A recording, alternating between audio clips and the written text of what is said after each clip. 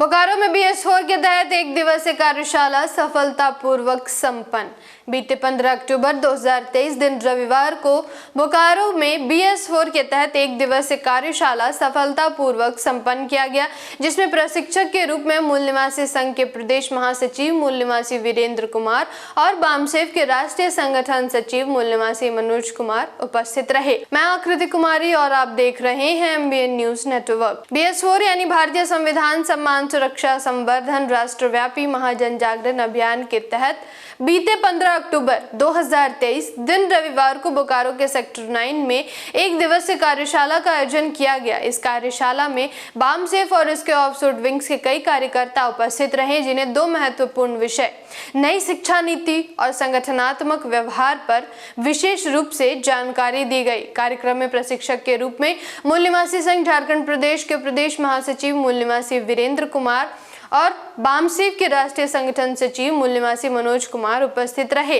नई शिक्षा नीति 2020 पर मूल निवासी वीरेंद्र कुमार ने कार्यकर्ताओं को प्रशिक्षित करते हुए कहा कि भारत में नई राष्ट्रीय शिक्षा नीति भारत के मूल निवासियों को शिक्षा से दूर करने की नीति है। उन्होंने कहा कि भारत के मूल निवासी छात्र 12वीं क्लास तक किसी प्रकार पढ़ लेंगे, लेकिन उसके बाद का रास्ता लगभग बंद कर दिया गया है, क्योंकि उच्च शिक्षा के लिए भारत के कॉलेजों को तेजी से निजीकरण की ओर धकेला जाएगा। साथ ही उच्चतर शिक्षा के लिए भारत के बाहर के यूनिवर्सिटीज को भी आमंत्रित किया जाएगा।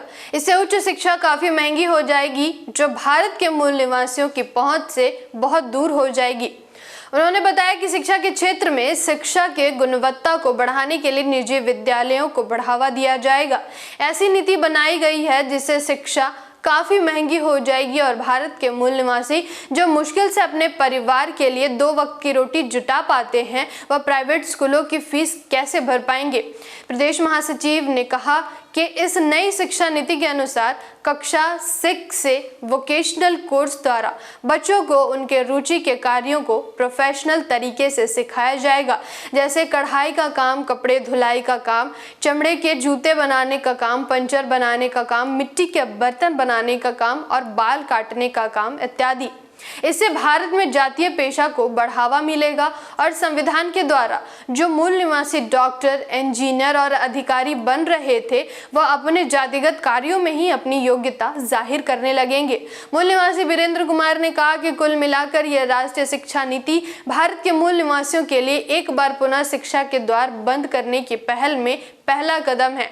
इसके बाद संगठनात्मक व्यवहार पर कार्यकर्ताओं को प्रशिक्षित करते हुए बामसेफ के राष्ट्रीय संगठन सचिव मूल निवासी मनोज कुमार ने कहा कि संगठन एक ऐसी सामाजिक इकाई है जिसमें सभी व्यक्ति एक लक्ष्य को प्राप्त करने के लिए एक दूसरे के साथ कंधे से कंधा मिलाकर कार्य करते हैं, जिसमें सभी लोग एक सोच के होते हैं, एक सिद्धांत का पालन करते हैं, एक विचारधारा का पालन करते हैं और एक उद्देश्य को प्राप्त करने के लिए निरंतर कार्य करते हैं। उन्होंने कहा कि सामाजिक इकाई में प्रत्येक समस्याओं के कार्यों का बंटवारा होता है और सभी कार्यकर्ता अपने कार्यों को उचित समय पर निर्वहन करते हैं। कोई भी सामाजिक संगठन अपने कार्यकर्ताओं के विचार से और व्यवहार के चरित्र से अपनी पहचान समाज में बनाते हैं। उन्होंने कहा कि कार्यकर्ताओं को चरित्रवान एवं ईमानदार होना चाहिए और हमेशा सकारात्मक विचार के साथ आगे बढ़ना चाहिए। नकारात्मक सोच एवं विचार का थोड़ी सी भी जगह उनके मस्तिष्क में नहीं होनी चाहिए।